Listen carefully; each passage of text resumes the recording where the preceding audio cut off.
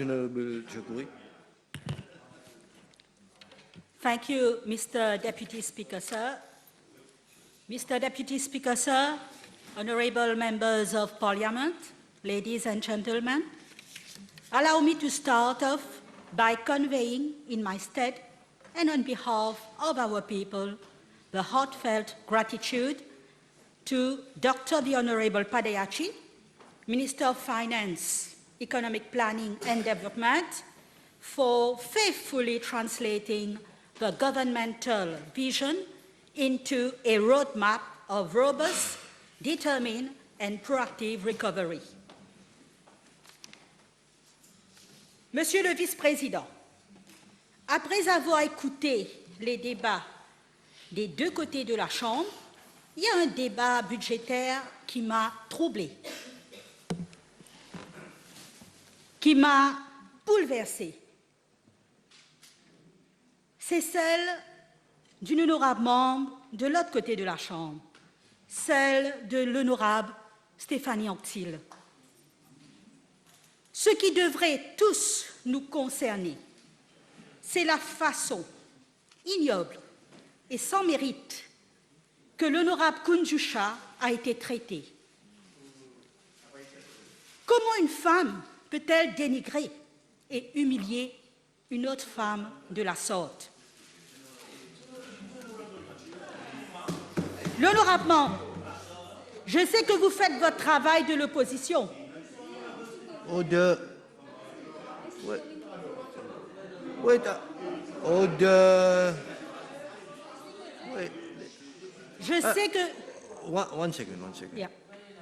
Honorable Adila Mia. Thank you very much.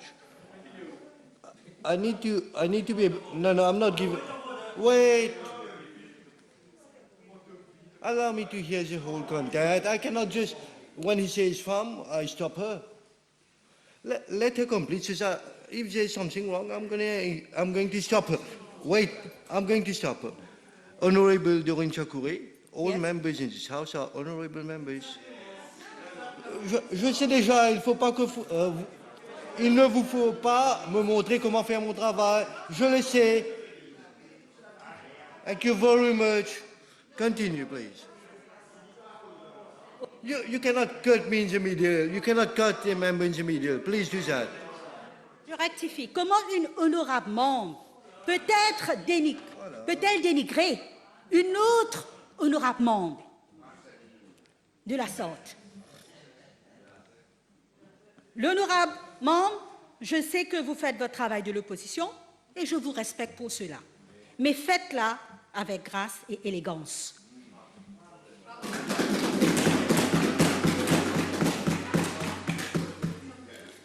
Je dédie cette citation de l'ex-première dame des États-Unis, Michelle Obama, à l'honorable Kounjoucha. I quote, "When someone is cruel or acts like a bully, you don't stoop to their level. No, our motto is when they go low, we go high." End of quote.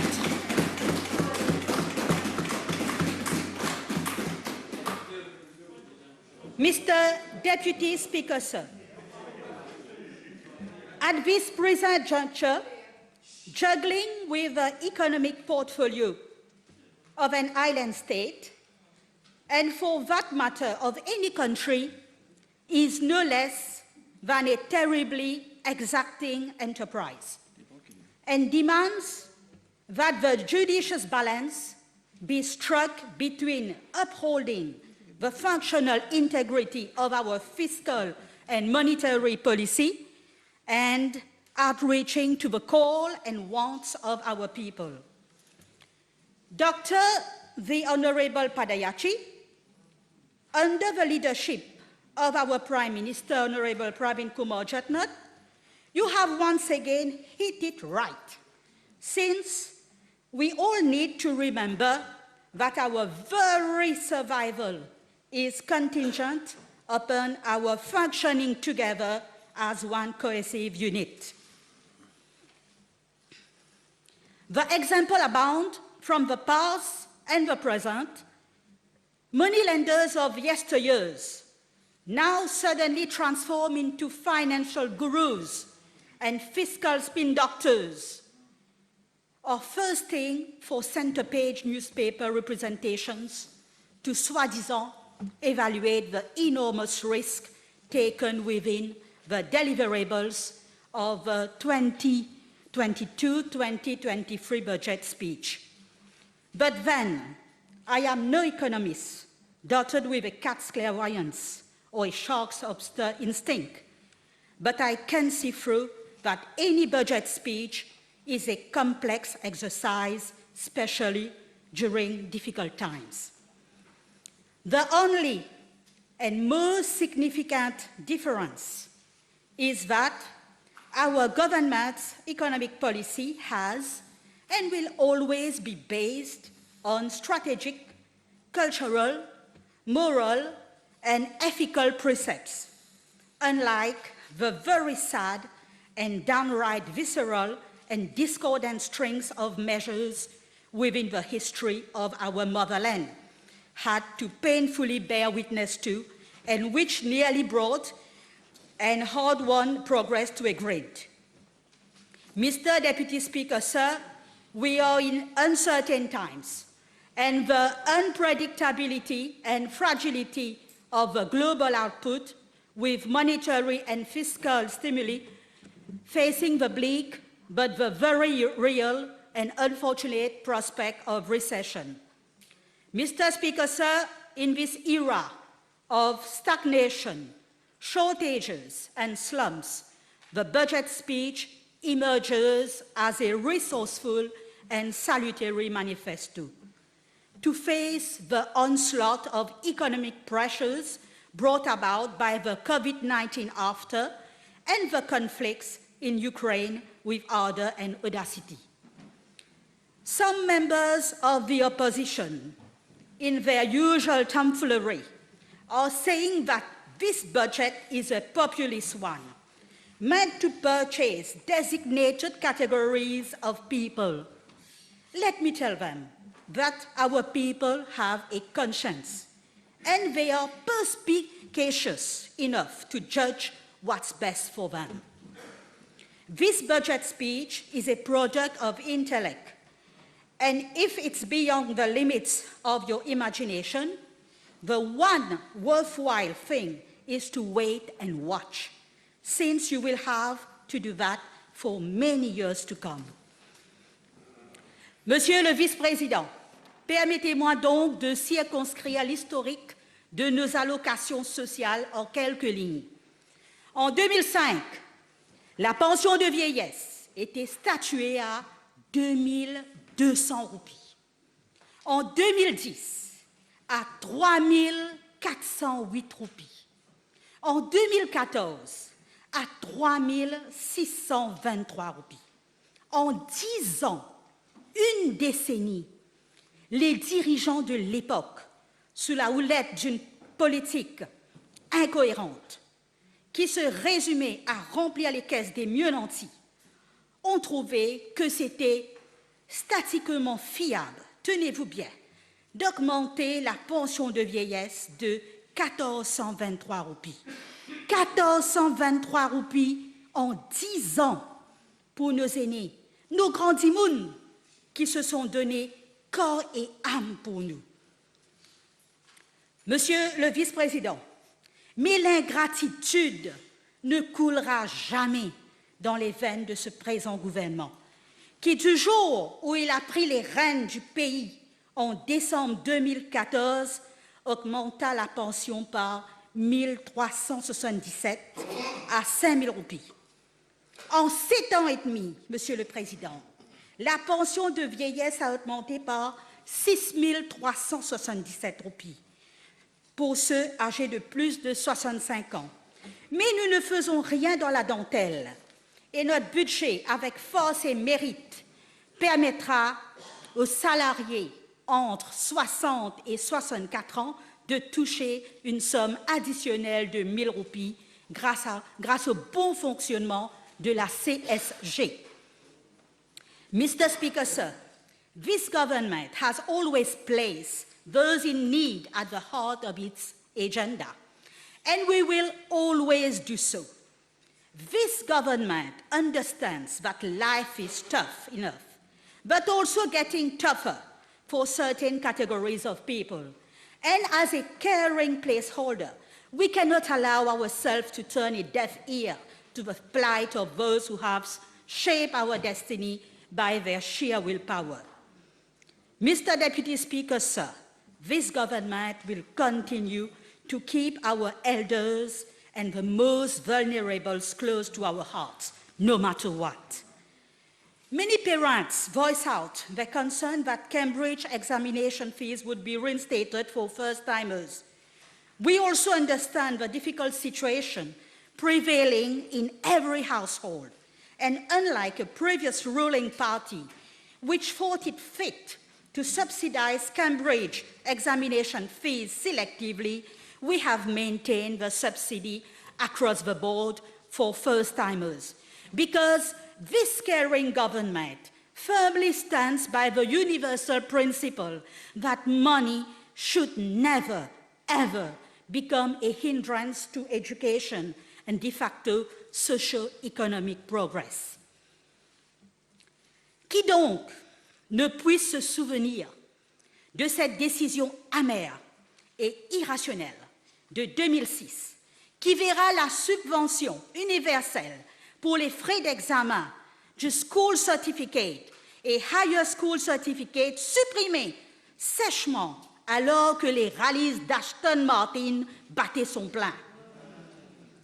Qui donc peut se permettre d'oblitérer le fait qu'en juin 2006, la distribution de pain dans les écoles primaires fut abolie sans aucune raison quelconque, alors que les empires et les magnats de l'ombre n'avaient même pas assez de poches et de coffres pour entasser leur fortune?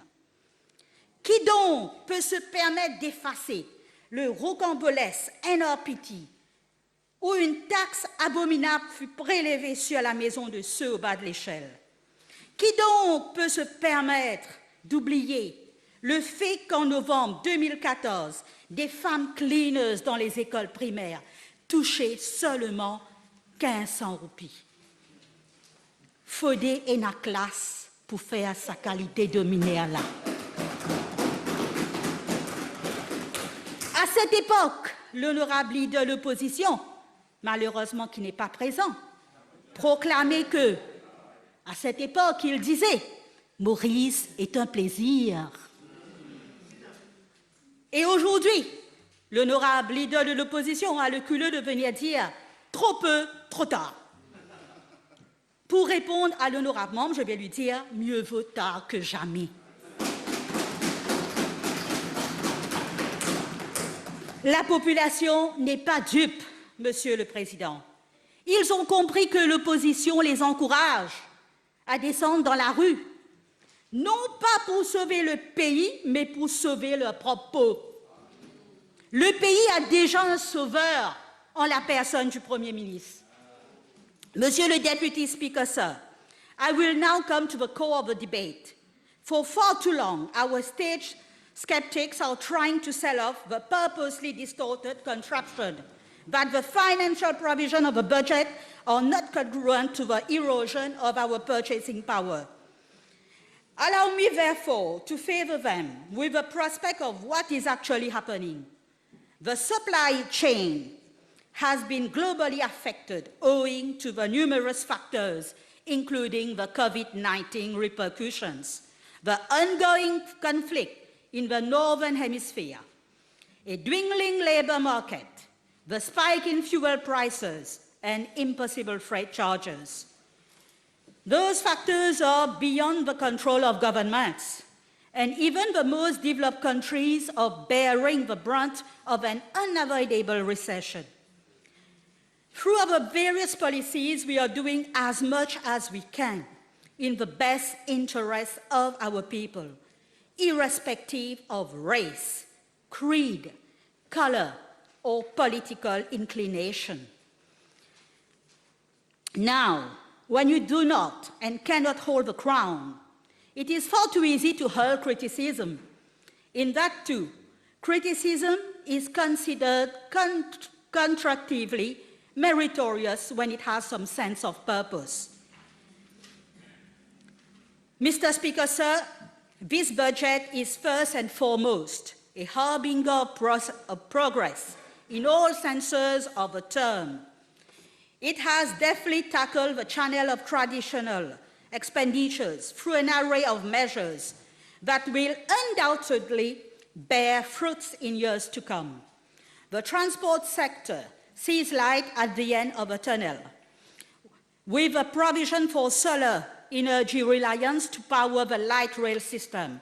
Additionally, Mr. Speaker, sir, monetary incentives are being roped in to support the transition of citizens towards more economical and greener energy solutions. On a second count, the financial incentives to support employment, salaries, and wage earners ranging from 1,000 rupees to a staggering 15,000 rupees to assist more than 400,000 persons cannot be discounted. Despite the economic downturns, despite budgetary constraints, this government has once more renewed with its time-honored principle, putting the people first. Mr. Speaker, sir, we believe in action more than words, more than laconic and desultory smiles, more than drama, more than spin doctoring. Unlike previous government, we are not here to scrap off to the very last morsel of what is left in those tough times. As bold as it may seem, as a measure of relief, the municipal tax has been abolished. Monsieur le Président, je saisis l'occasion pour remercier le ministre des Finances pour les mesures annoncées dans le budget qui, certes, apporteront une bouffée d'air frais pour ma circonscription, parmi lesquels 500 cartes de pêcheurs, 5 000 roupies pour l'achat des matériaux pour la construction de casiers à poissons. L'indemnité journalière de mauvais temps passe de 475 à 575 roupies. 61 millions pour poursuivre le National Flood Management Programme. La construction d'un complexe polyvalent à Combenois, Montéès, une première dans cette région. Un terrain synthétique à Paille, un mini-foot à Pointe-Sable. La construction des complexes municipaux à Les Salines et Marie-Reine de la Paix. Projet de tout à l'égout à Paille et Pointe-Sable. Un nouveau système de radar de surveillance côtière pour suivre les mouvements des bateaux. Je profite de cette occasion pour annoncer que les consultants travaillent déjà sur plusieurs projets comprenant des réseaux de drains et asphaltage des rues à résidence Gaëtan-Duval, résidence Jonction à Paille, résidence Richelieu, Ola-Tourquenique, Jean-Baptiste Lamas, Cassis, Débarcadère, Pointe-Sable et Saline Canal d'Aïeux, entre autres. J'ai le plaisir de vous informer des projets en cours. Projet de tout à l'égout à Paille et Pointe-Sable, Flat-Guillard. Un terrain synthétique et jardin d'enfants à Coquillage-La Tourelle. Une dispensaire à Pointe-Sable, un Mouga à la Tourquenique. Et 2 terrains synthétiques verront bientôt le jour à Paille et Pointe-Sable. La circonscription numéro 2 et 20 ont aussi connu beaucoup de développement et continuent à connaître d'autres développements avec les asphaltages des rues, construction des drains et des projets communautaires. Je profite de l'occasion pour remercier le ministre, l'honorable Bobby Ariram, pour son soutien dans l'implémentation des projets. Honorable Hormans, voilà les preuves pour démontrer que PPS travaille. PPS works night and day, as Honorable Bobby Ariram stated. Mr. Deputy Speaker, sir, je tiens aussi à remercier l'honorable Fabrice David, qui malheureusement n'est pas là. C'est un ami, qui est aussi un adversaire politique, pour ses mots d'encouragement. Au fait, l'honorable membre m'a dit un jour, il m'a confié que même nous bandimoun reconnaître qui te travail.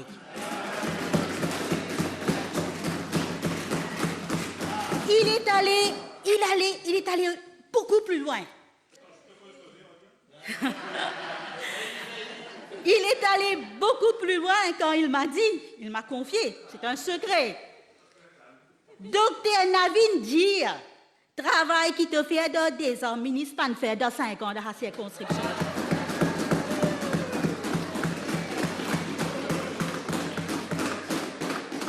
Je les remercie pour ces mots très gentils. Monsieur le Président, Monsieur le Président, Oh, Le dear, allow the honourable member to continue. I want to listen to you. Monsieur le Président, le progrès économique est avant tout une entreprise collective nécessitant l'apport de tous en chacun, secteur public, secteur privé et nous les gens. Sans ces éléments, tout effort est voué à une mort certaine. Encore une fois, je vais réitérer que nul autre gouvernement d'ici et d'ailleurs n'avait pu formuler des mesures qui saisissent au bon la nécessité de se relancer dans l'aventure de la consolidation et le besoin journalier des gens. Les critiques acerbes ou pas de l'opposition feront toujours partie de notre quotidien, mais nous y sommes et nous y resterons, car nous avons la confiance du peuple.